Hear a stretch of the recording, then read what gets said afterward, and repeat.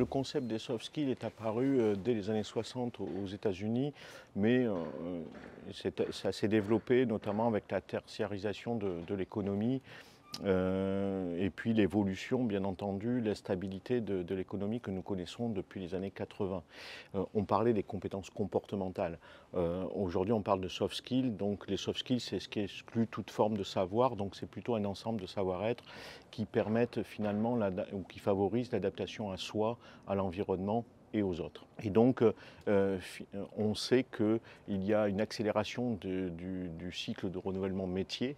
On parle de 60% des métiers qui n'existent pas à 5 ans, par exemple. Alors, peu importe le chiffre, mais c'est important. Effectivement, on sait que la personne ne va pas exercer ses activités de la même manière, probablement à 3 ou 5 ans. Elle devra probablement se repositionner, voire se reconvertir, voire évoluer, en tout cas en termes de pratique. Donc les savoir-être deviennent de plus en plus importants, mais il y a aussi des évolutions sociétales, les attentes clients, les attentes collaborateurs, qui laissent penser que le monde dans lequel on vit va évoluer et demande un savoir-être et des savoirs évolués de plus en plus importants.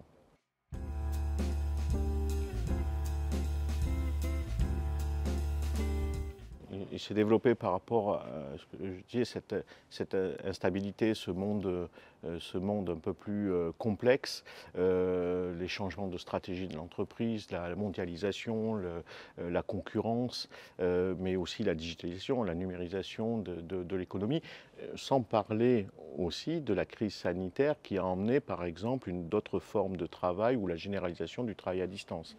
Donc on voit aujourd'hui que l'adaptabilité à un environnement devient important. L'adaptabilité à un contexte, la performance contextuelle, par exemple l'appropriation stratégique de l'entreprise, plutôt que de rester dans une vision très technique de ses activités, comment je comprends mon environnement avec une vision globale.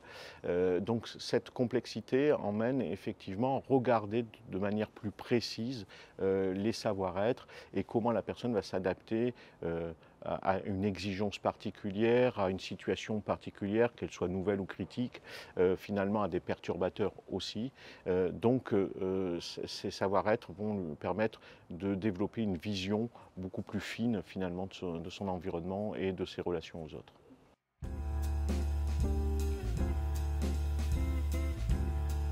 Aujourd'hui, il y a une forme d'ambiguïté ou en tout cas de complexité. Une organisation a pour objectif la profitabilité.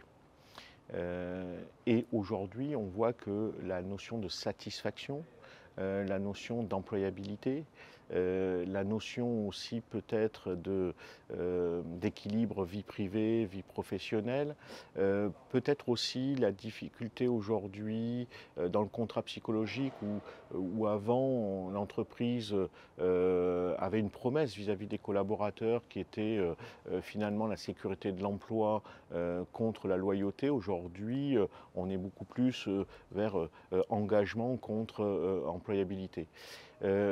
Donc un environnement de plus en plus complexe, de plus en plus instable, font qu'il y a probablement des difficultés à équilibrer exigence de résultats avec épanouissement finalement des collaborateurs, qui sont peut-être plus exigeants qu'avant sur ce point-là, ou en tout cas qui font des choix aujourd'hui.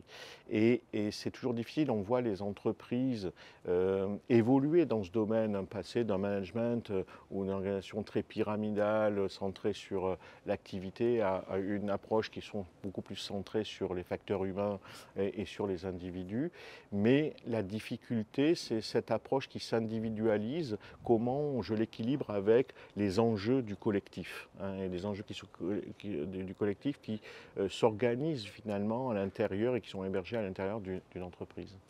Donc c'est cet équilibre-là, de passer finalement d'un travail prescrit, où on sollicite l'autonomie, on sollicite par exemple la pensée critique, mais que fait-on de ces personnes quand on essaie de libérer ces énergies-là, de donner de l'espace aux personnes, qu'ils aient prise sur les événements, qu'ils participent éventuellement à la vie de l'entreprise et même à la politique et la stratégie de l'entreprise, avec en même temps l'exigence de résultats qui demeure être quand même l'enjeu principal de l'entreprise.